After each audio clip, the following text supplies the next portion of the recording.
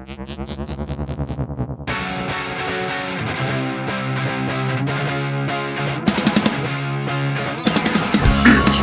Collectors Club with Bryce, Michael, and Ivy. I know a story of high strangeness or two. Let's do this. Well, hello everyone, and welcome to Bigfoot Collectors Club, the show where we talk to amazing guests about their personal paranormal history and share stories of high strangeness. I'm your host, Michael McMillan, and with me this week is your co-host and ultra-terrestrial producer, Riley Bray. That's all right. Co-host. Wow. Bryce is out of the clubhouse. He's up to some sneaky paranormal-related stuff. So big shoes to fill, but I'll do my best. hint, hint. Yeah, so it's just us boys, but we have an awesome guest for you on what we call our expert episodes. This is when, although some people say there are no such thing as experts in the field of the unexplained, there are people who know about this stuff a lot more than we do, and we like to talk to them and pick their brains about it. I cannot wait to get into it, but before we do, Riley, your Cosmeteer membership over on BCC The Other Side got a major plus up this month. We've got ad-free episodes over there right now, starting with last week's episode. So if you want to hear this episode without ads, and there will be ads, then you can join the $9 tier, the $9 membership over on BCC The Other Side. It gets you 3 exclusive episodes every month, ad-free episodes, 3 monthly music tracks from Riley, pulled from the BCC archives, and sometimes something that you've just come up with. Just a special little thing just for you from guys. From your own heart. That's right. And you get full access to all of that stuff, BCC Discord and more. And in the spirit of our Patreon upgrade, I thought it'd be fun to nominate a 5-star Club Scout of the Week from the other side. Here's what Patreon member Chris G had to say. All right. This may be the best $5 I've ever spent. I just finished catching up on all the Main Feed episodes, and I knew I had to dive into the other side. I listened to some newer episodes, and they are chef's kiss, and have now decided to go through the entire back catalog as well. The energy y'all give off is just amazing. I'm currently road tripping the USA, and it feels like you've come along with me. Oh, hell yeah. I love that. The only thing I could wish for is, now I know why Michael picked this one, more applesauce. Oh, me?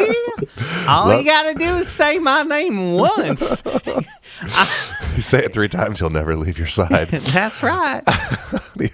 Love you guys. I always do kisses right back. Keep up the great work. Aw. Thanks, Chris. Right I love on, it. Chris. I have to say, what got me into podcasts at the advent of podcasting, 14, 15 years ago, was because I was doing a lot of road trips back and forth between California and Kansas City, often stopping in cool paranormal places with my dogs, or probably just Albie at the time, if you listeners remember Albie.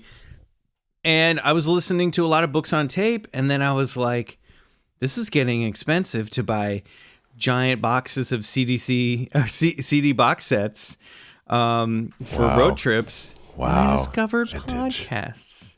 And that's when I started listening. That's when Michael discovered the world's first podcast in the ancient before times. So the idea of taking us on a road trip, I love that. That's my original intent with this show. So I love it. I love it very I love our much. telepresence on all of your road trips throughout the world. That's It's really true. very, It's very great. cool. Send us pics of where you are. All right, let's get to our guest this week.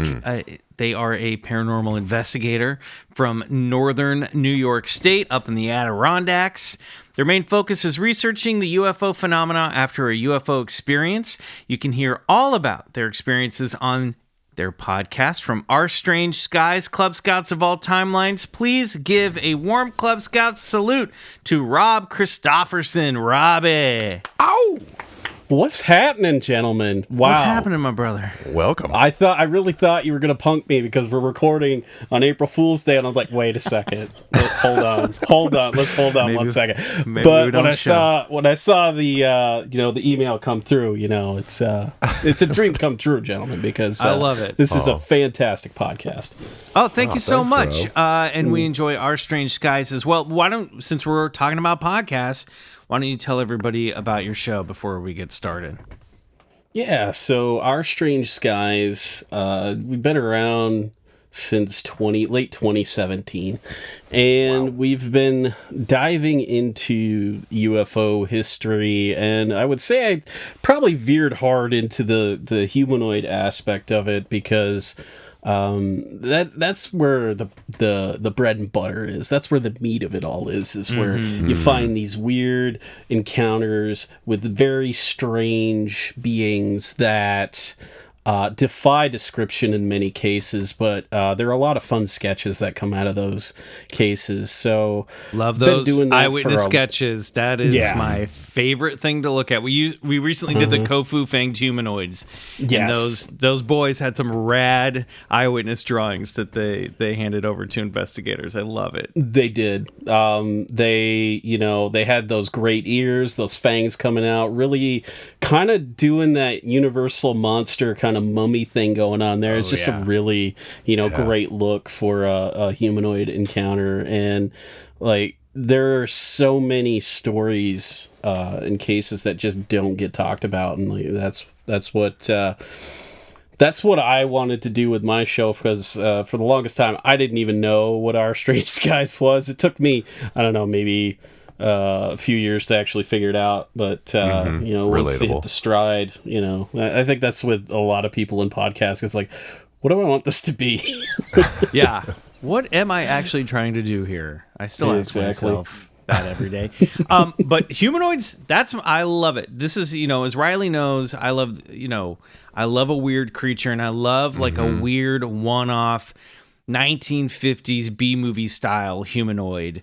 We're gonna get all into humanoids, but before we do that, I want to ask you the question that we ask all of our guests, Rob. What is your personal paranormal history? How did you get into this to begin with? Since I was a kid, for the longest time, I had a lot of very strange experiences. The earliest one that I can remember is it was a Christmas Eve. I was probably like 5 or 6, and it was probably about 10:30 at night. I got up to go to the bathroom, and I remember my parents yelling to me that it wasn't time to open up presents, and it was like, hey, I'm just going to the bathroom. But where my bedroom was, it was right next to the landing that led down to our front door, which curved down to the right. And as I was walking by, I could see that the front door was closing. Now, this door was old as heck, and it didn't close very well. It had a skeleton key on it that, cool. Like one of those old locks, but we didn't have the key. And the funny thing is like my dad was village justice for our town, so our doors weren't even locked. What Tim Burton childhood did you have here? I know, right? It's always Christmas Eve, and the skeleton key unlocks the door. Yeah. But that door popped open all the time, and I just assumed it was our downstairs neighbor Betty, because she was always great. She would always close that door for us. But I noticed, like, as I'm walking to the bathroom, it's just closing real slow. And so go to the bathroom, hop back in bed, and like 2 minutes later, there's this short little figure that appears at my bedroom door. And the best description that I can give you is it looked like a lawn gnome. And it's just standing there. And, so we're talking pointy hat, beard, all that. Like, can you see any colors of clothing or any? No. The thing was, the way that the lighting was hitting it, you couldn't really make out any like real features or anything like that.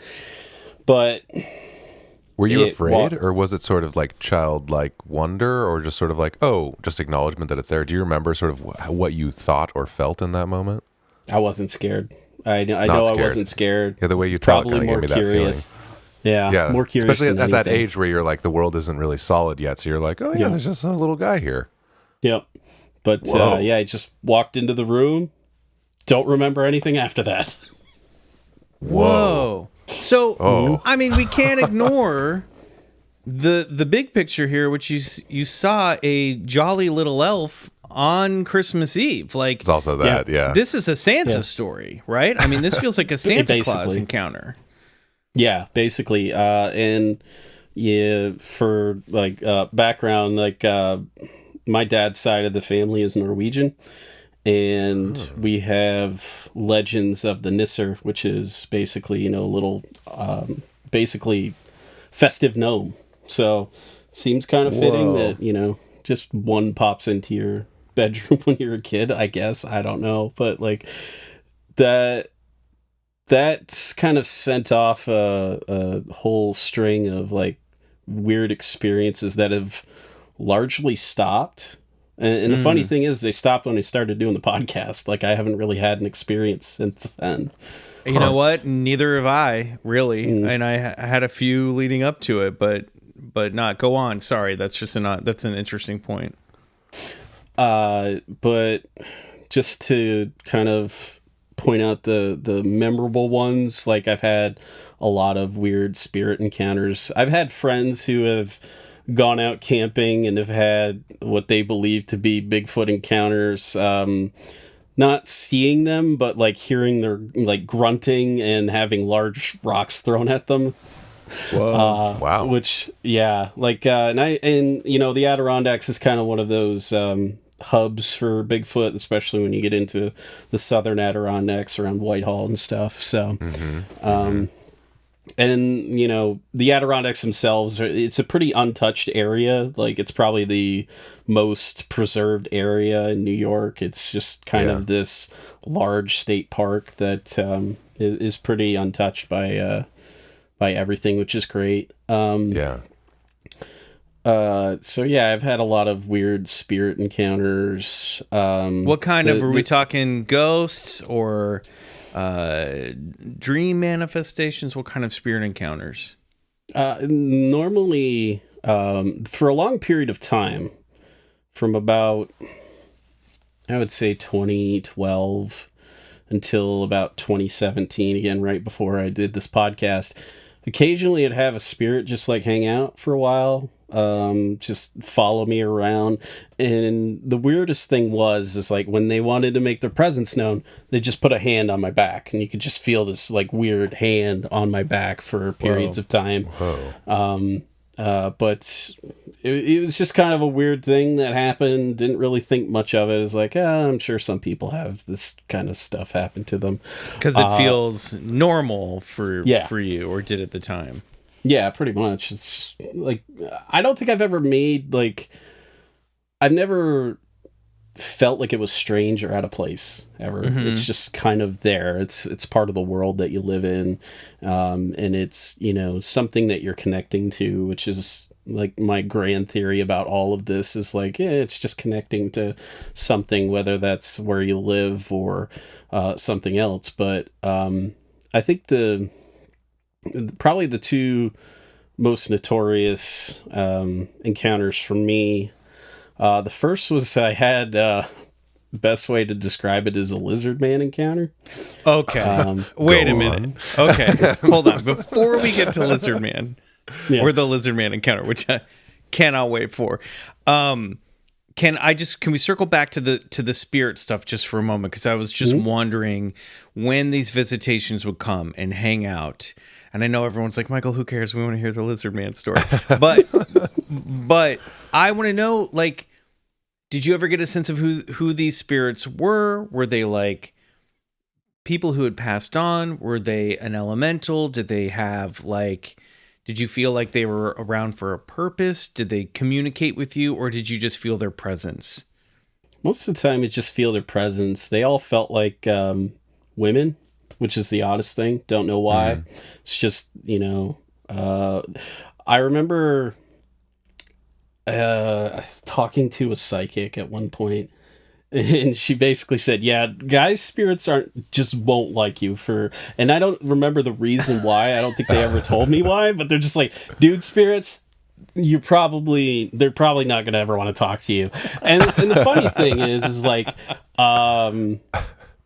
it's true. They don't often, want to talk to me. And like, I would do ghost hunts. That's kind of where I started, was with paranormal investigating back in like the mid 2000s, all the way up to about the time I started the podcast. And if I was in like groups, like John Zaffis used to come to my college to do like some speaking engagements and stuff. And I remember we were doing an EVP session in this one boardroom. We were getting good stuff, but anytime I'd ask a question, they'd be like, "Why?" Why? Like, okay, I guess we could play it that way. Yeah. But actually, this does bring up an interesting story about a paranormal investigation. It's probably the best paranormal investigation story I have. All right. But I was with a group for a long period of time in central New York, and we just decided to go out. Didn't really have a plan. We're like, we'll hit up some cemetery because it's like also the way you start a podcast. Basically. Right, yeah. Basically. So we're like, just to, see where we end up. So we're just driving down some random dirt roads like you do when you're inexperienced in this stuff. And we ended up in this cemetery. It was in like the backwoods, and it wasn't very old. It was like the graves, I think, went back to like the 1970s, 1980s, somewhere around there, but just didn't have the vibe as like, we're not really going to encounter anything here. So like amateurs, we get out of the car that we drove in. Mind you, there's like 5 people in this car, so it's tight space anyway. It's a red Pontiac Sunfire, so like it's even more cramped. Yeah. But we get out, fire up our equipment like anybody does, and all of a sudden the equipment just starts to go off, and like idiots we're just like, all right, let's get into the cemetery, this is nothing. So we start looking around, and there's nothing's going on in the cemetery. But we were split into 2 teams. One team had the idea to go back to the car, and they start getting stuff like immediate kind of electromagnetic stuff is going off on meters, and they're just kind of like hanging out there, and eventually they just walk away because it's like, oh, okay, it's just some stuff happening around the car. Again, we were idiots, but after a while we had switched teams, and the guy that I was with is like, hey, let's go to the car, there's nothing happening in the cemetery. So we do, and the meters start going off. So we hang out with it, and what we notice is that the meter would light up, and then it would stop, and then you move forward, and there it was again. So whatever it was walking around the car, just like doing circles around the car, and we were able to just like walk around with this. So we had a spirit box, and we had an EVP recorder, and we were able to record it. And we had a conversation with a guy. We couldn't get his name at first because it was really just hard to hear because you're outside, and spirit box outside is not the easiest to listen to. But listening back to the audio later, we got that this guy's name was Jeff, and said he was I think he was a veteran of the Vietnam War or something like that, and just getting answering some yes or no questions. And we got some good stuff, and we packed up and left. Reviewed the stuff, shared what we had found.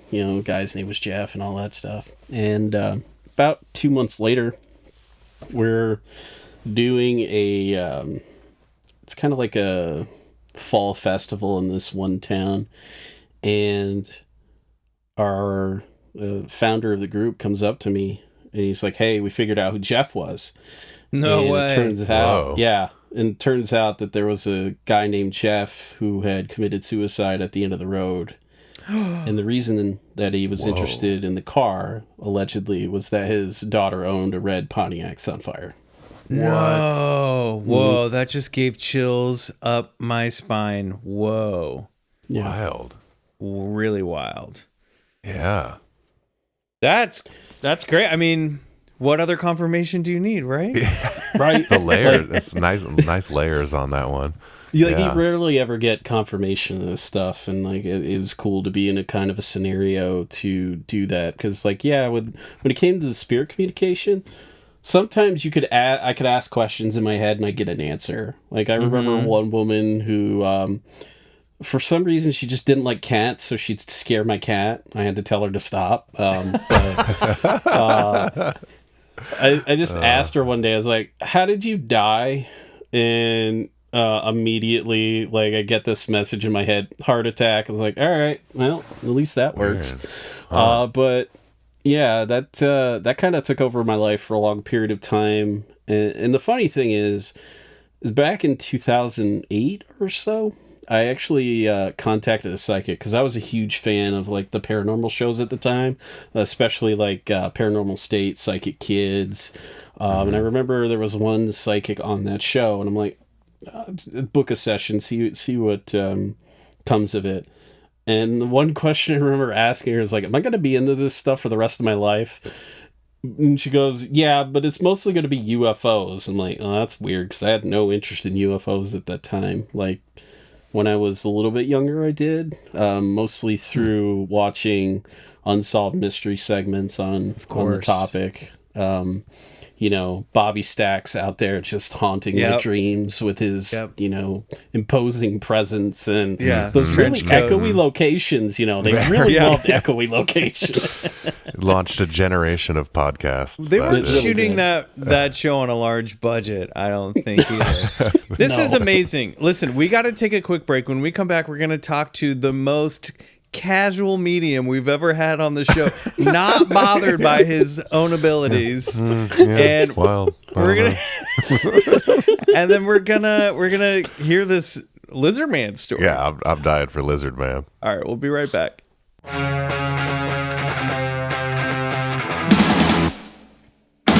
All right, Rob, tell us about this Lizard Man. Yeah, come on.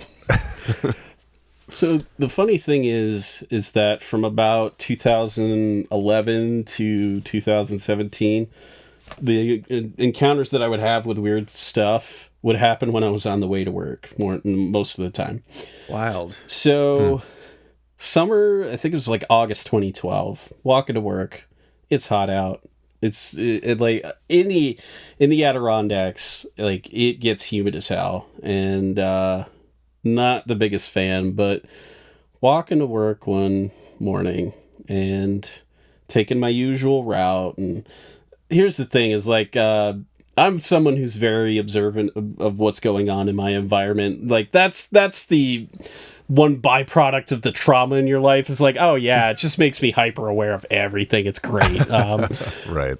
And I'm like down at the end of this one street, and I notice that there's something down the street, kind of looks like an animal or something like that. And I'm like, probably a deer. It's normally about the time that you start to see deer just kind of like in the neighborhood. Like where I live, I'm just like right near the woods, so you can hear coyotes howl. You can see sometimes bears come into town.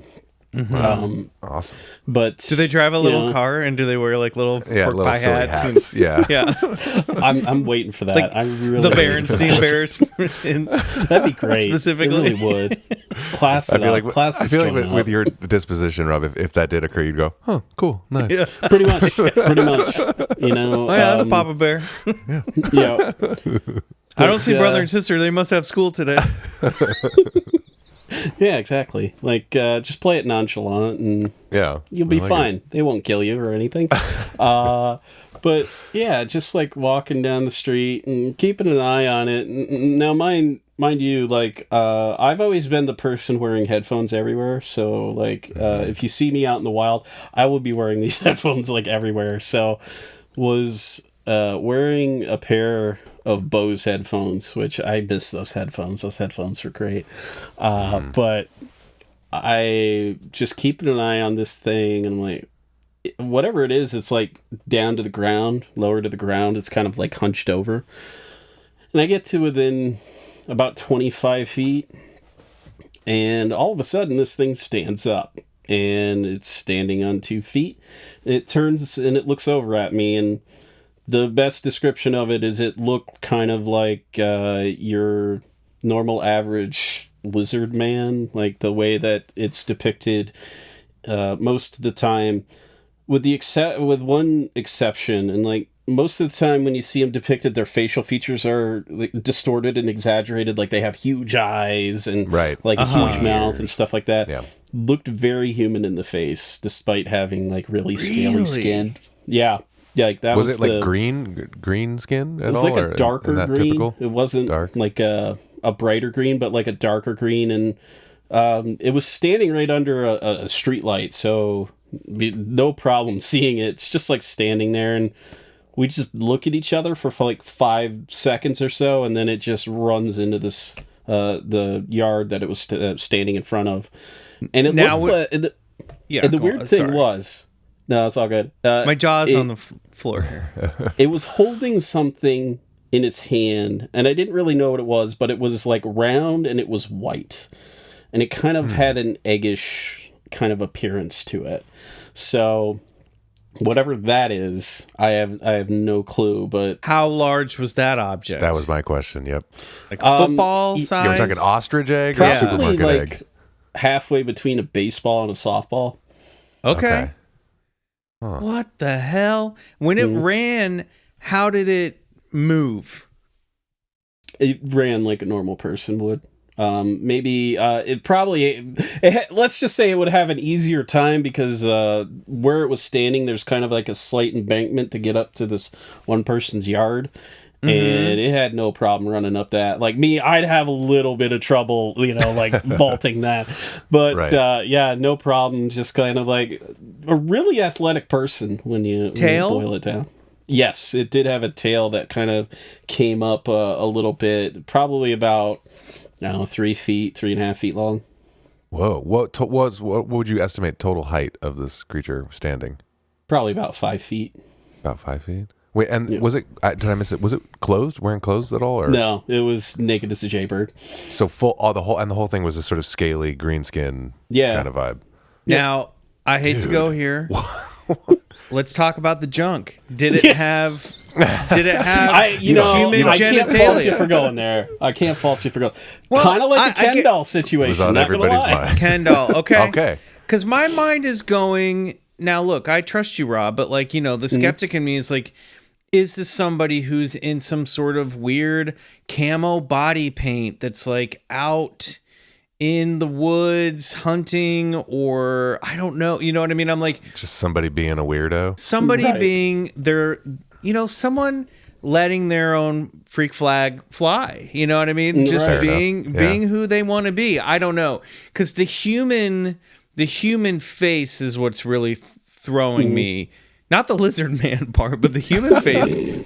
Because in the running like a man, could this be some sort of costume? Maybe. It's a damn crazy time to be out there in costume, but I get it. Like if you wanna feel free, it 5:00 in the morning is the perfect time to do it because aren't a lot of people around. I probably disturbed them, in the middle of just them being themselves, and like if I could, I'd probably apologize because like I get it. Right. Like I gawked at him for 5 seconds. Sorry, my bad. I mean, that would explain the long, wordless eye contact and then run away. Right. It's like, right. That it's that kind of eye contact where you're like, is there something here? Is there something between us right now?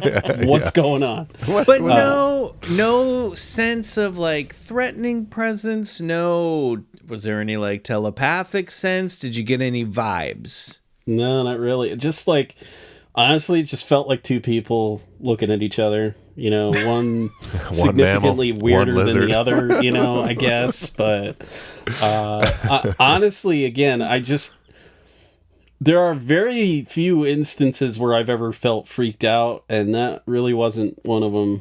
It's just, I don't really know how to describe it. Like, was I a little startled? Sure. Scared? No. Surprised, No. maybe? Yeah. Well, Just like, it seemed like it was more scared of you because it ran away, you know. So you I think that just means creature. I won, and you know, I should celebrate that. No no folklore in the area about lizard creatures or anything. Nope. This No. is very strange, Rob. So what do I you know. make of that? How do you then just like sort of go about your morning after that? Like what do you make of that?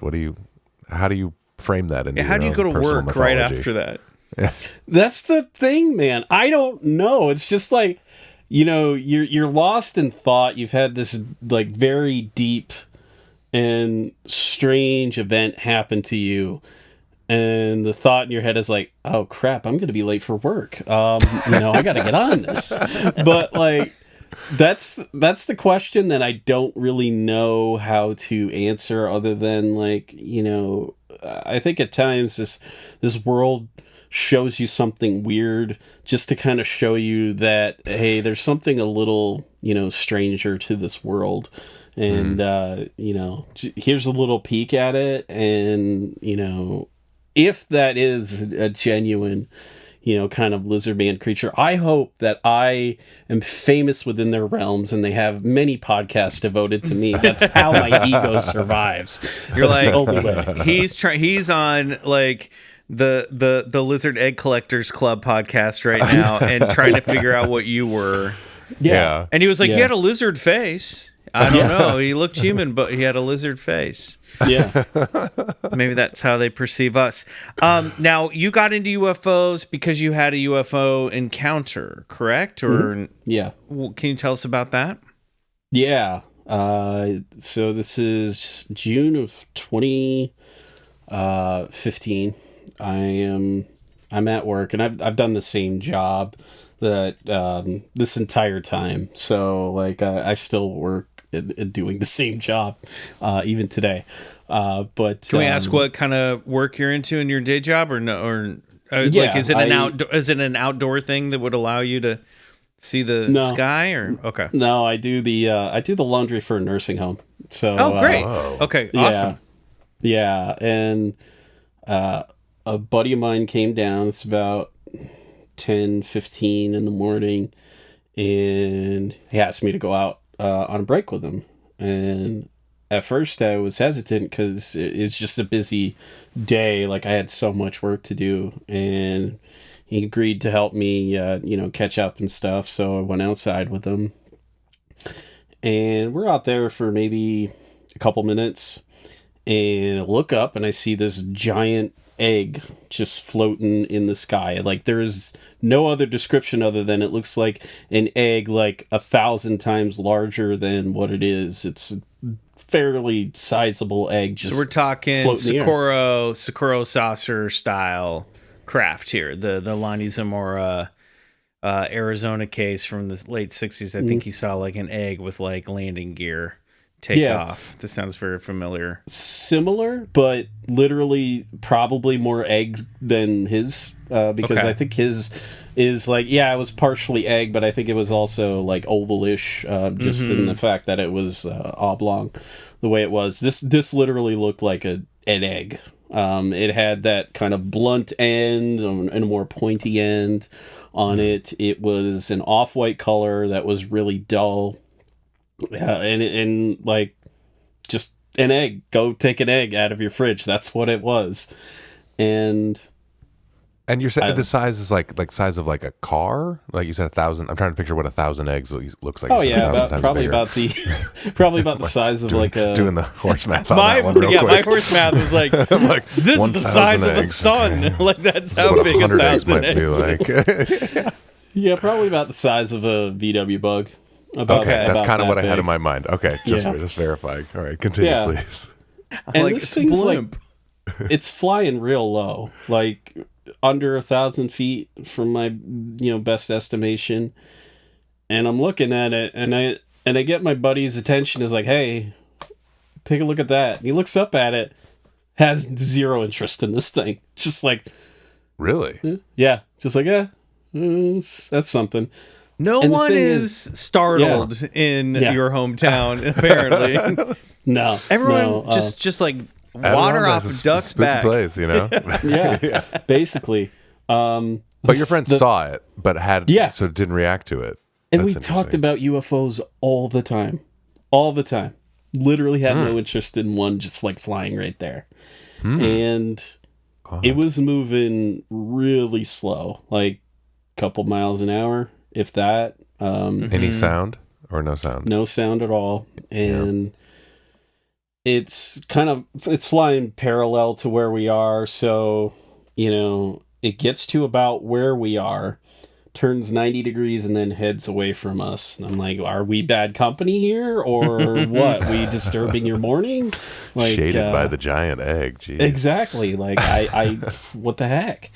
But it was slow moving away even still. And, at first I'm thinking like, what kind of government crap is this? But like, there was no means of propulsion on the thing. It was literally just an egg all encased, and I saw no windows on that thing, just floating. And it was the pointy end, the front, or was the rounded blunt end the front? Which way was moving forward? The more conical shape was the front of it. Wait, like how you would picture an egg moving if you just like took it out of a carton of eggs. Yeah. And you're just like, everybody listening right now, I want you to go to your refrigerator right now. I want you to take out an egg and I want you to play with it like it's a little airplane. And you tell me, which end do you think is flying here? Because, it's definitely the pointed end. Yeah, that's the driver's seat. Yeah. I was picturing it upright and just sort of... Oh, I like that too. Wait, that's as a cool way the to do egg it. left, did your friend was he like sort of in a trance, or he just didn't care, or like how did his reaction change at all when this egg? No, it was just so he just didn't react to it. Yeah, basically disinterested. Like he no-sold that UFO, just brilliantly. Like if it was, something you see every day. That always got to me because I'm like, are you kidding me? We talk about this stuff all the time. You talked about seeing other UFOs and you're not saying anything about this? What the hell? Really weird.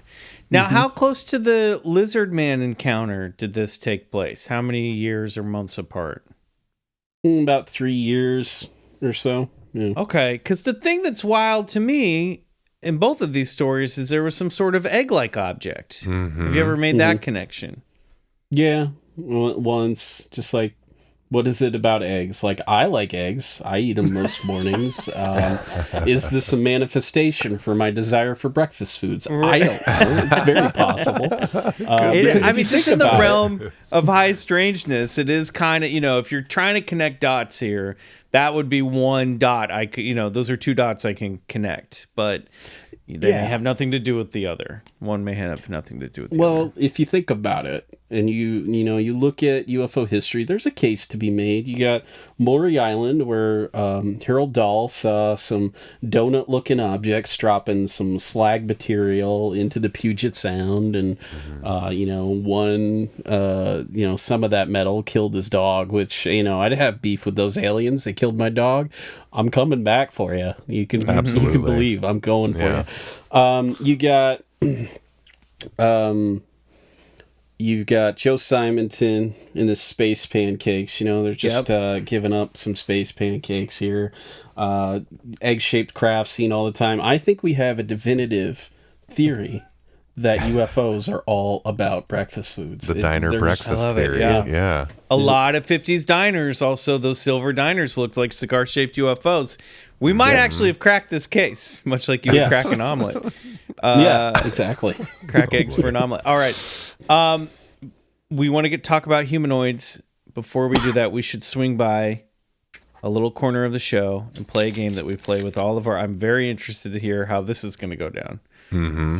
I'm going to list off a bunch of phenomena rapid fire style. If you're open to it, Rob, you're going to say believe it. If you're not open to it, you're going to say bullshit. This is a game that we call bullshit or believe it. All right, Rob Kristoffersen, on your mark. Get set. Ghosts. Believe it. Bigfoot. Believe it. UFOs. Believe it. Crystals. Bullshit. Ouija boards. Believe it in a certain sense. Tarot cards. Believe it. I practice tarot. Alien abductions. Believe it. Shapeshifters. Believe it. Shadow people. Oh, totally believe it. Gnomes. 100% believe it. Astral projection. Believe it. Psychic dreams. Believe it. I've had a few. Sheep squatch. That's a tough one right there. Just to keep sheep squatch alive, believe. Yeah, 100%. It's like Bat a Tinkerbell squatch. kind of situation. Oh, 100% believe. Yeah. The lizard man of Skateboard Swamp. Oh, 100%. 100% believe. Speaking to the dead. Believe, for sure. Demons. Bullshit. Wendigos. Bullshit. Werewolves. In the traditional sense, bullshit. But you got Dogman out there. Parallel universes. It's not Dogman. Dogman's different than a werewolf. Parallel universes. It's close. It's a real sticking point. Believe it? Past lives. Oh, 100%. I've been told that I'm on my 4th or 5th at this point. So Holy shite. Doppelgangers. believe it. Destiny. Yeah, I believe that. Life after death. Oh, 100% believe. Wow. Very good. Riley, you had a couple highlights there you wanted to circle back to, I think. Well, yeah. I mean, for starters, you said psychic dreams. You've had a few. I'd love to get a little taste of what that might be. Oh, okay. So,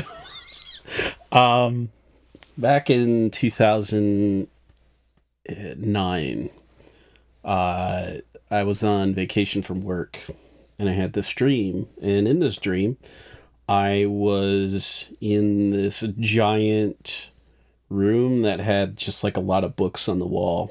And I took one of the books off the wall, kind of looked in it really briefly, and then put it back. And that was kind of the end of the dream. Okay. And a couple days later, I go into my work. I worked at a hardware store, and I was going to get some paint. And my boss pulls me aside and tells me that I'm fired. And it was from that dream that I got the kind of feeling that I knew I was going to be fired. And I don't know, it's just pretty chill, like the way that it went down and everything. It's like just like everything else in your life. Yeah.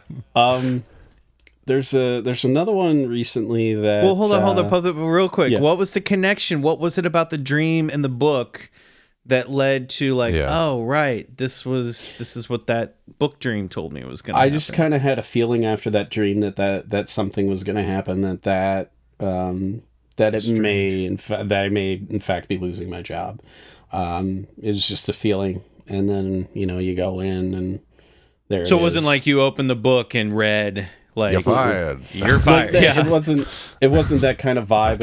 It was more like you get a feeling after the dream, and then something like that happens. Okay, and then you said you've been told you're on your 4th or 5th life. I'd like to hear about your thoughts on past lives here. We could elaborate on that a bit. I have had an encounter with the spirit allegedly from a past life of mine out in the wild. Cool. Was doing a paranormal investigation in a place that I'd never been to, but when I went there, it felt very familiar to me. I didn't know why, but the spirits that were there weren't the nicest. There was one of our investigators that came away that he had this huge gash on his back. Didn't know where it came from. Whoa. And we actually later found photos. We had been taking photos, and there was a spirit there, and it was holding a sword. And it's like, well, what the heck is this? But the entire time there, I don't know, I just felt really comfortable despite all that stuff going on. Spirits didn't really mess with me there. But when we were leaving, I felt like there was something that was hitchhiking along. And that was the first experience that I had where a spirit put their hand on my back. Was this, and it felt like a small hand. But allegedly, I had been in contact with a psychic friend of mine, and allegedly this girl knew me from a past life. It's kind of a really emotional experience because she, like the vibe that you get from it, that I got from it, because you could feel emotions like, I don't know, just like you could kind of feel what people are feeling, what spirits are feeling when they're just kind of there with you. And so you have sort of an empathic connection as well. Yeah. And like the kind of feeling that you get when it feels like someone let you down, in life. And she just kind of hung around for a while until, she eventually did move on. But, whoa. Yeah. Interesting. But I'd had, 2 psychics before that tell me, this was, I think, like round 4 here, and that I've had, there was one life I allegedly died young, where that, that one spirit I encountered. This was back in, I think, the early 1900s or something like that. I don't know the exact date, but I remember one woman saying, "You're very stubborn in the way that you think, and that goes back to your first life. You were a, I think." She's like saying that you were part of the original colonies, and like you were a statesman. I'm like, okay, I guess so. Let's go. Was this the same psychic who was like, and men do not like to share their feelings? Yeah. Oh yeah. Okay. But that's ever since then. It's like, yeah, I can see that. This ain't the first trip around the block. I mean, so that's something you ascribe to, like you believe in sort of a direct reincarnation, like same spirit kind of going through different new shells. vessel. Yeah, for sure. Interesting. I love it. All right, well, we're going to take another quick break. When we come back, I mean, we had scheduled to get to the humanoid talk earlier, but Rob, you got too many stories. We could just spend this whole episode on Rob and just call it Rob with Rob Kristoffersen. Yeah. We'll be right back.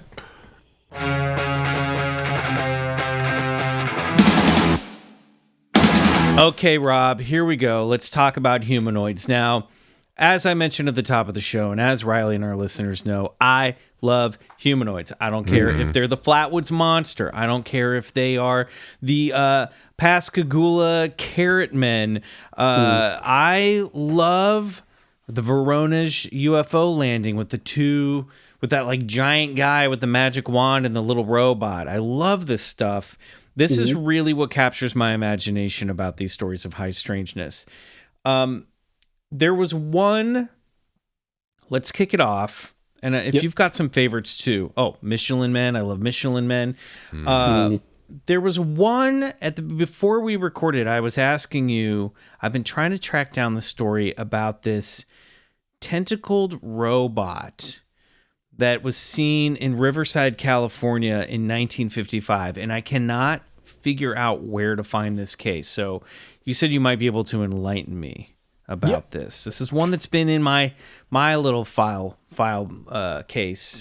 cabinet, and I can't figure out where it came from. I've seen it referenced in books with no details. Yeah, 1955 is a very strange year. I think it's the first year that multiple humanoid sightings were recorded in a singular publication. It's kind of the first time that I think researchers really hit the ground running when it came to humanoids.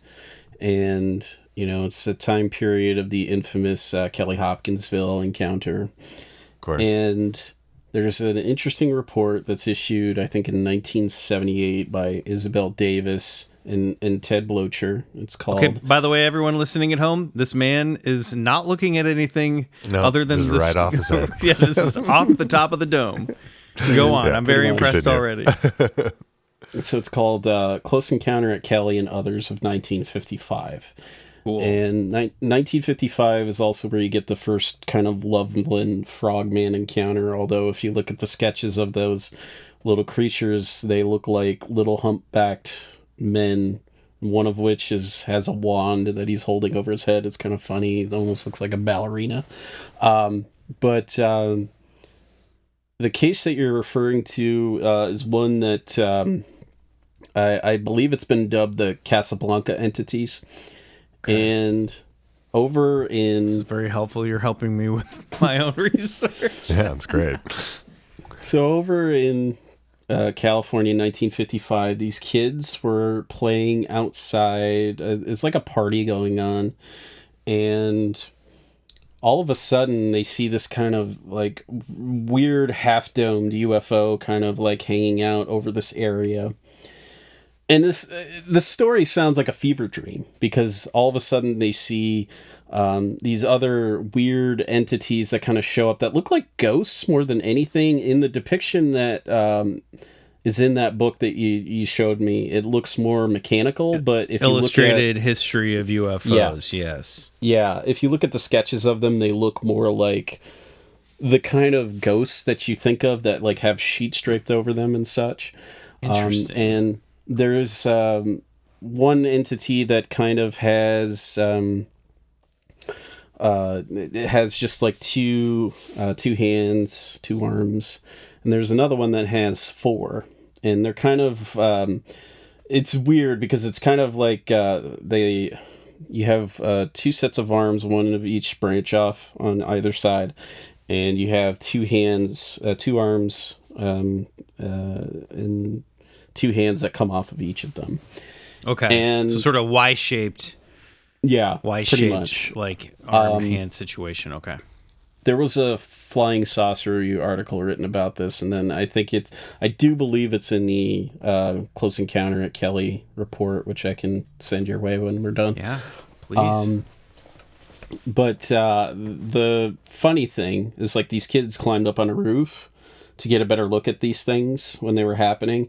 And one of these kids said that one of these creatures convinced them to fall off the roof. So, whoa. Yeah. Weird. Yeah. But like when you read the details of the case entirely, it sounds like a fever dream. And at one point, one of these kids went out to grab the parents, but when they came out, they didn't see anything. That's one of the weirder ones of that time period. But it's just interesting to note that just like a really oddball collection of humanoid reports from that time, mostly from, let's say, about the Midwest, but Midwest and the South a little bit. But that's probably the weirdest one of the bunch. Now, how would you define humanoid? Are humanoids always aliens, or can they be something else? I think they could definitely be something else. I think, when it comes down to it, the humanoid definition that I work with is like it doesn't categorize. It's easily categorized as spirit activity because these things are generally solid. They don't easily classify as a cryptid because in many cases they are associated with UFOs, but not always. But they are always within this outlier. They don't fit into any past lore of the area or anything like that. So they're generally like one-off creatures that people have encounters with. Sometimes most of the time UFOs are seen, but sometimes there isn't. I love it. Now, what are some of your favorite, maybe some of the lesser known humanoids that are out there, stories that you really like? I think one of my all-time favorites is the Ryrie, Idaho case from 1967. Let's hear it. We haven't done this on the show at all. Yeah. Okay. So these two guys, Guy Tossi, Will Begay, this is November 2nd, 1967, if I recall correctly. They're driving just outside of Ryrie, Idaho. And are these the carjackers? Yes. Okay, go on. Sorry, we did talk about this a little bit on the other side. Go ahead. Yeah. I might have called them the rear-y. Sorry, go on. This is that's what I called them too until like Mike Clellan told me I was pronouncing it wrong. But so these guys are just outside of town. They're rounding a bend and they see this smallish UFO, kind of like no more than 20 feet in diameter, just hovering, cutting off the road. And it's got a transparent dome on top, and inside are two figures that are looking at them. And this transparent dome opens, and one of them floats out, and it approaches their vehicle. Opens the door, pushes the two men over, and takes it for a brief joyride into a wheat field before it stops. Yes. And one of the guys jumps out of the vehicle, goes running for a farmhouse that's nearby. He feels like he's being chased.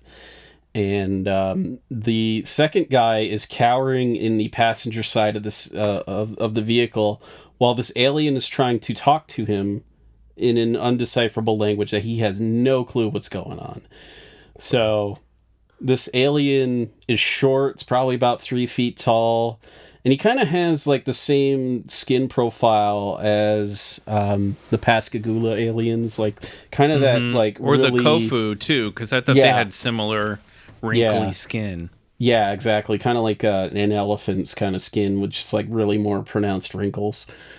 And eventually this being just like gets fed up. He's like, all right, I'm not getting anything out of this guy. So he gets out, rejoins his buddy in the UFO and takes off.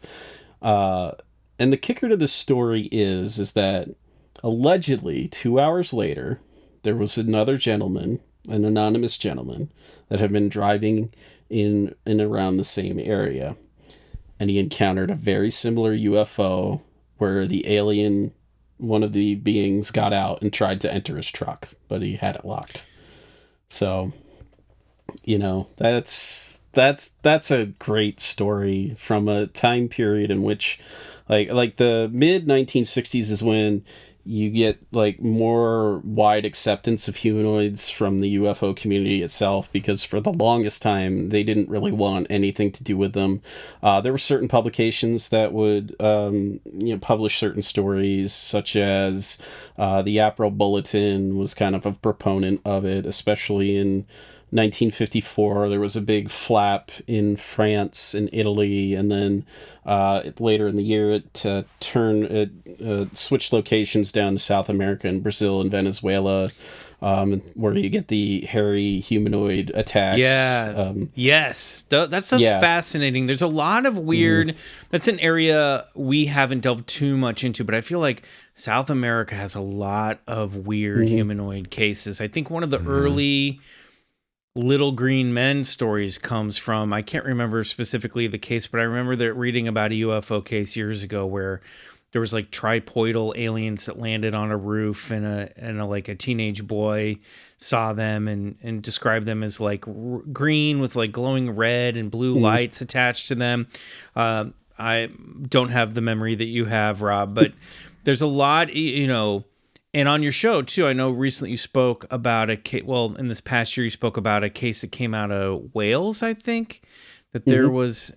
Can you talk about that case a little bit? So in 1977, Wales was like a hot spot. There was just a lot of UFO activity that was going on in and around that time. That's the time period of the infamous Broadhaven school incident, in which a group of kids, Broadhaven's in and around this one central region that had a lot of UFO sightings going on, but a lot of kids over the course of 2+ hours claimed to see a UFO within eyeshot of the school. And there were some that claimed to see humanoids and stuff like that, but the most infamous humanoids that time period were these tall beings that were wearing these huge silver suits. They looked like spacemen, and people would say that they would catch them kind of floating around certain properties. And there was this one family called the Coombs family, and there was a lot of activity that centered around their farm. And the funny thing is that they were friends with a woman who ran a motel in town. I think it was one town over from them. And the activity at this farm that was called Ripperston Farm, it would mirror the activity that was happening over at this hotel, almost perfectly. Whoa, how so? When one had an encounter, the other would have an encounter. And it wasn't just, these spacemen and these UFOs, but it was also Men in Black encounters and such like that. And there was at one point that this family, the Coombs family, the matriarch of the family, she woke up one morning and her arm was really sore, and it looked like it had been burned by something. She didn't know what. Her daughter had been sleeping in the bed with her, and what she noticed is at one point in the night there was a disembodied hand that floated into the room, touched her mother, and then moved out. Whoa. Yeah it was a very weird time period. Why did the stuff in the 60s and 70s feel weirder than the stuff in the 80s? I mean, I feel like today we're just oh yeah, alien grays, but where are the Flatwood? Why are we not seeing Flatwoods monsters now? Why aren't we getting the little Hopkinsville goblin cases? Why does it all seem to be alien gray based?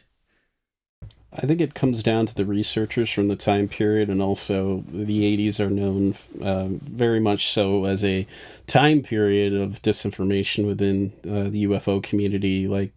You have the MJ-12 stuff. It becomes very conspiratorial within the 1980s. Roswell takes off in the 1980s. That's when Stanton Friedman, Bill Moore, they kind of researched it. So you're right. The 80s really becomes the era of the government's hiding stuff from us. Yeah, basically. As opposed to we got a cool UFO magazine and we're running around trying to just report these encounter stories. Yeah. The government stuff was different in the 50s, 60s, and 70s than it was in the 80s. 80s, yeah, they're legitimately trying to... they're hiding something, whereas in the 50s and the 60s, it's... the government doesn't care. It's not taking this seriously. Right. Very different, kind of feeling between these two different time periods. But, the government's always been at the head of it, at least the U.S. government, because they were the ones that, had the best resource and investigation tools at the time to coming out of World War II, they have the infrastructure to collect all this information. And then if you get into the lore that they actually had a crash saucer, that makes a lot of sense. But I love the fun and the whimsy of those earlier, we call them the John Keel era of just weird creatures. Are there any that feel? I mean, the Ryrie carjackers feels very comical. What are there some other ones that you're oh, this is just a really funny humanoid? Oh, I've got one for you right here. I pulled this up because I did this one on my Patreon a long time ago. This is from August 7th, 1965, San Pedro de los Altos, Venezuela. And I'm going to read this the way that I structured it because it sounds like the setup to a joke. It really does.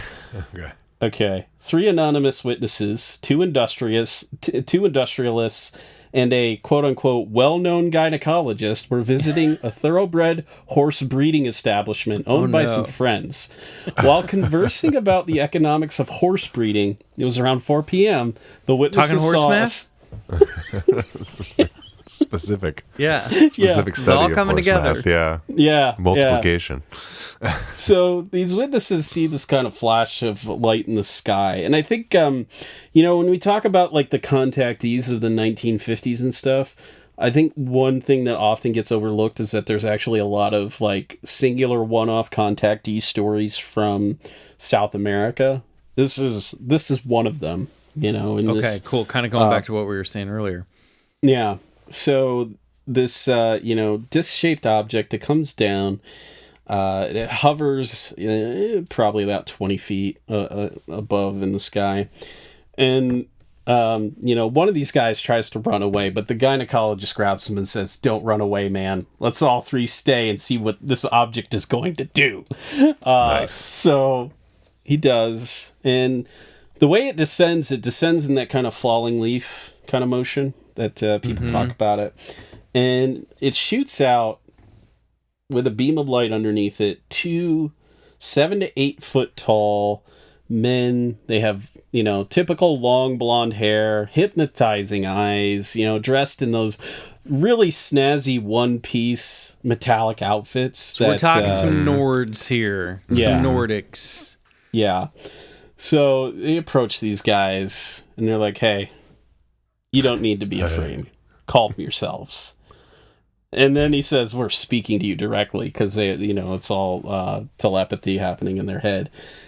And they just start to have a Q&A. So they're like, asking them, "So what are you doing?" And they're like, "Oh, we're on a peaceful mission. We're studying humans right now."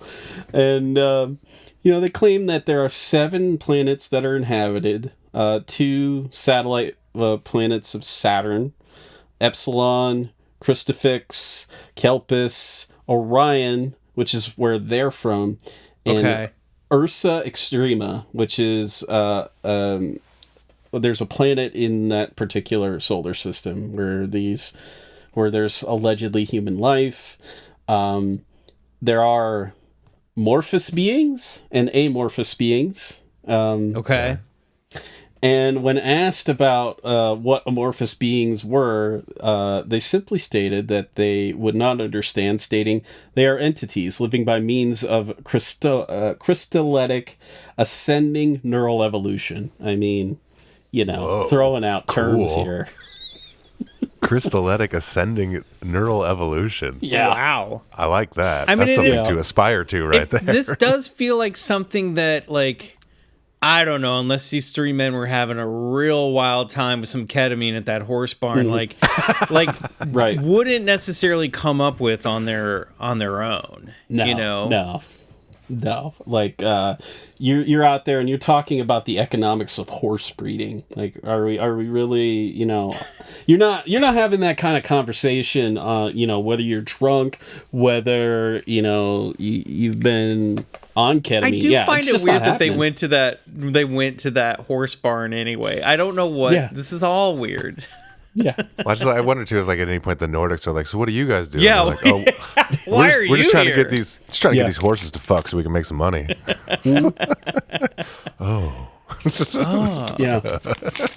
Yeah. Just a really insane story, but like there are a lot of one-off stories that you read about in like the old UFO journals and such that just like have these. Like this story came from Flying Saucer Review, which is one of my favorites. I love Flying Saucer Review. Yeah, classic. Yeah. And this is, from an issue from like 1969, and they just some of the best cases came out of Flying Saucer Review. I miss that publication so much. If our listeners want to get a hold of some of those back issues, like what's the best way to read some of these Flying Saucer, old Flying Saucer magazines? So I got a really I devised a resource page so that if anybody's interested in this stuff. Oh, shit. We'll put a link in the show notes. Yeah, so if you head over to OurStrangeSkies.com and you click on the resource page, there's a page that has links to a lot of the stuff that I used, including the Archive for the Anomalous has an incredible digital library that they update like all the time. There are the QFOS website, which was recently revamped. Like for the longest time, it was stuck in the 90s. It was a very old-looking website, but they green updated font it on a black background or blue background. Yeah, exactly. You got some spinning graphics that are really bad and everything. But I mean, that's in style now. It's come back around. They waited long enough. Maybe, It's just like those Taco Bells that are still like seafoam green and purple. Oh. Yeah, keep them up long enough. They'll get back. Yeah. They'll come back. Yeah, you gotta go retro at some point. The 80s and 90s, they'll eventually come back, a little bit more in that kind of style. It's just bound to happen. People miss malls. Malls are just dying out. People want the malls back. Let me tell you something. If you're in the Southern California area, I went to the Topanga Canyon Westfield Mall. Yeah. Over on Friday. It was a delight. It is going strong. Hell you yeah. have high end, you have low end, you have every kind of shop in between. I highly recommend it. It really makes you feel like you're like a teenager again if you grew up in the 90s. Speaking of teenager in the 90s too, Rob, I noticed you have the Clueless soundtrack on your wall, and that soundtrack was one of my favorite soundtracks when I was a teenager. I was like, I spotted that in the corner of your Zoom, and I was like, look at that. That's cool. Radiohead's on that album, isn't it? That's the first time I heard Radiohead. There you go. I think it's Fake Plastic Trees, right? Yeah, Fake Plastic Trees. I think so. Yeah. And then No Exit is on the Romeo and Juliet soundtrack. Also very good. Yes. So... Or exit music for a theme song. Yeah, right. Exit I didn't want to be like, well, film. actually. No. Please do. It happens all the time. I got there. I realized I said it. Rob, this has been a delight. We will definitely have you back on the show at some point, probably going through some L files with us. In the meantime, where can people follow you? And you do a comic strip, I think, too, on Instagram. And like, where's all your stuff? People need to make sure they're following you. Yeah. So, I'm on Twitter at your UFO guy, spelled YER UFO guy, because I felt like being saucy that day, I guess. Yeah. But it's your UFO guy on Twitter and Instagram. Those are the best places to find me. You can find Our Strange Skies there too. And my comic is Welcome UFO People, which is it's just a 5-panel comic. We usually put out one a month. That is dedicated to historical cases that most of them come from some of the cases that I've covered on the podcast. And I do that with my buddy Todd Purse, who's an amazing artist. If you don't follow him. Great guy. Yeah. Dude, I love Todd. We love Todd. Yeah. We're buds. Yeah. It's he just some of the most whimsical and fun and positive stuff that you could ever see. Absolutely. Welcome UFO People on Instagram, Welcome UFO Peeps on Twitter, and we're getting to the point where we'll be having a book coming out later this year with the first 20 installments, plus some extras and stuff in it. Yeah. Real cool. We'll keep up with that, and we'll tag all those accounts on our the post over on of this episode on our Instagram at Bigfoot Collectors Club. Rob Kristoffersen, thank you so much for being here, and I appreciate it. I hope you have some very nonplussed humanoid encounters in your near future. You hear that, humanoids? You've been slacking for the last 7 years. Get to it. Like, I want to meet you. Let's have a conversation. Yeah. Let's not just stare at each other from across the road. Look, I want to know where you got that egg. High school. This isn't high school, okay? Maybe I have a little crush on you. I don't know. But we need to explore that a little bit. Maybe I'm coming on a little too strong, but you know what? I can be patient. It. Yeah. Yeah. I'm here to learn. Conversation. Awesome. Thanks, Rob. Thanks, guys. Big thanks again to Rob. What a lovely guy. What a funny guy. Very happy to have met him as our BCC network grows. Like, he knows Todd, he knows Steve, he knows Jessica, he knows Tenny. I love it. I love this community that we're building here. Make sure you go check out all of Rob's stuff. Before we head over to Collector's Corner, let's thank some Club Scouts who recently joined us over on BCC The Other Side. It's time for some shout-outs. You ready, Riley? You're going to say thanks to all of these. Wow, I'm full of gratitude. Here you go. Sarah Shea, Cosmeteer. Thank you, Sarah. Welcome. Katie Deaver, Cosmeteer. Katie, thank you. Welcome to the ranks. Peter Swenson. Thank you, Peter. Harvey Parkerson. Thanks, Harvey. Keith Salerno. Thank you, Keith. Karen Hefner. Thanks, Karen. Granite Goblin 91. Cosmeteer. That's a Spider-Man villain. I love it. Thank you, Granite Goblin, and welcome. You will be a valuable asset to the ranks. Thomas Davidson. Thank you, Thomas. Adam Smith. Thanks, Adam. Oh, our good friend Darcy Staniforth. Hey, Darcy. Hey, Darcy. What's up? Thank you, Darcy. Thank you, Darcy. Kenneth Claraby. Thank you, Kenneth. Meeple Druid, Cosmeteer. Of course, anyone with a druid in their name is going to be a Cosmeteer. You can't. Druid. Yeah. Thank you. And, welcome. Finally, our favorite name of the week, Trailer Rash. Nice. Thank Wait, you, Trailer Rash. did we have that name before already? We Why does might that feel have. familiar. Well, You know welcome what? back, Trailer Rash. It did. You're As soon always as I welcome said it, here. I was like, I think we've. So you know what? Meeple Druid, you're our favorite name of the week. How about that? You're Granite the new Goblin favorite. 91, you're our favorite name of the week. You're all our favorites. Let's stop by the Collector's Corner to find out what else we're working on and what we're currently collecting, reading, watching, or simply into. Guys, I know I've been boring. I'm like 70 hours into my Baldur's Gate 3 campaign. Oh, wow. I made some major progress over on Easter. Are you still like disgraced and fallen, or did you I sort fixed that. out? I went back in time and I couldn't live with myself. That's good. That's So funny. I'm still on an honorable path. Okay. I just beat one of the big bosses at the end of Act 2, and I'm heading into the final act. I'm very excited. I'm finally getting to Baldur's Gate. So I'm excited Wow. about that. So I'm finally going to the city of Baldur's Gate, trying to save the multiverse, I think. It's so much fun. I can't, this is like, for the kid in me who always wanted to play Dungeons and Dragons but never had like anyone to play with or understand the rules, I'm so happy I have this game because it's just a video game version of D&D. And shout out to Matt Cook, who's been giving me advice along the way. He's been my Yoda. I'll text him. I'll be like, what's up with this thing? Did I do this wrong? And he'll be like, no, just keep going. You'll be all right. So That's great. he's been the only person that I've had to talk to about it. I love this game. It's truly the things that they've thought out, the different like branches of storytelling that they're able to do, the different paths you can take on this choose your own adventure kind of thing. Like it's wild. It really is one of the best video games that I think has ever been made. And I love it. I love it. It's like all I can think about. I love it. I'm glad you're still able to squeeze in a little time for us to make the show. Yeah, it's true. I mean, it's been a struggle since I've been playing this game. let me Man, tell the you. way that you talk about video games, you're the only person that really makes me want to play video Dude, games. you would fucking love this game. You can be a bard. You I can think I design need to your come character. over and just watch you play this game. Yeah, let's do it. That's- Like, I think when I'm going to do another campaign after this, and I think I'm going to design because you can get musical instruments and play. Like, there are characters that are proficient with musical instruments and those that are not. And I have no bard class character. So I think my next, I'll like base my next character off of you, Riley. I'll make it like a woodland elf druid Oh my who's like a God, bard please. class, like a cool bard.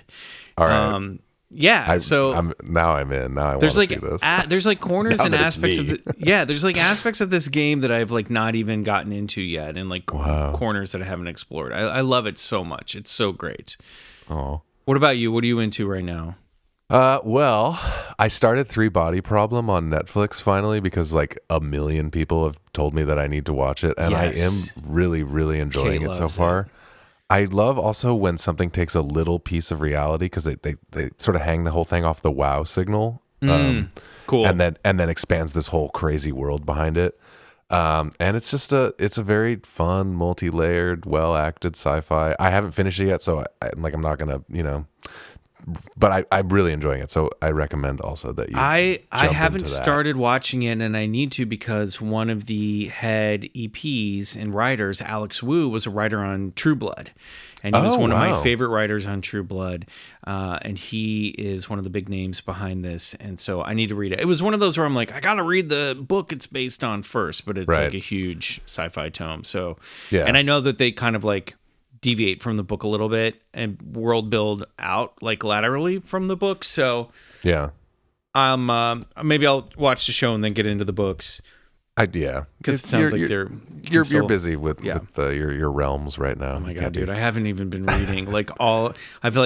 I'm haven't watched any movies or good shows. Like all I'm doing is either playing BDG or Baldur's Gate, BG3, or I'm like loading episodes of the show onto YouTube while streaming Summer House on Peacock. So go check out our YouTube channel, guys.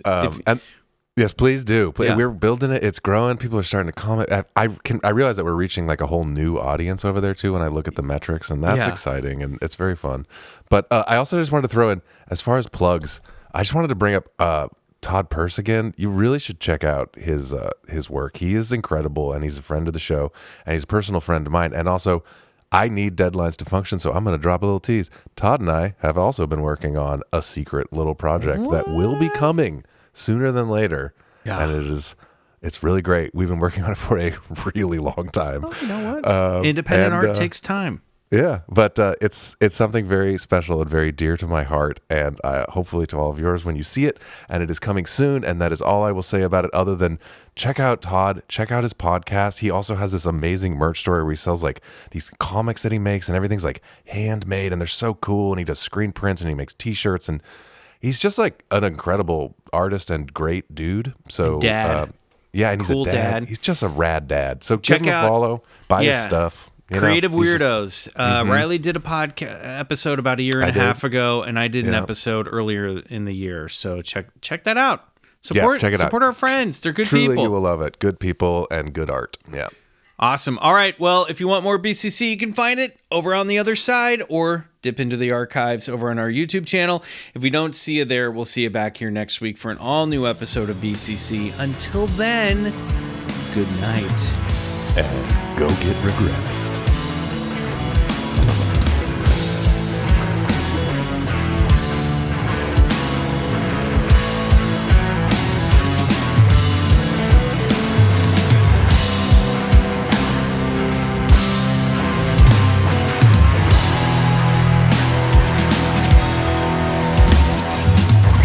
Bigfoot Collectors Club is executive produced by Michael McMillan, Riley Bray, and Bryce Johnson. Our show is engineered, produced, and scored by Riley Bray. Our theme song, Come Alone, is by Suneaters. Follow them on Spotify. Want more BCC? For exclusive full-length episodes every month and total access to the other side, check out patreon.com/BigfootCollectorsClub.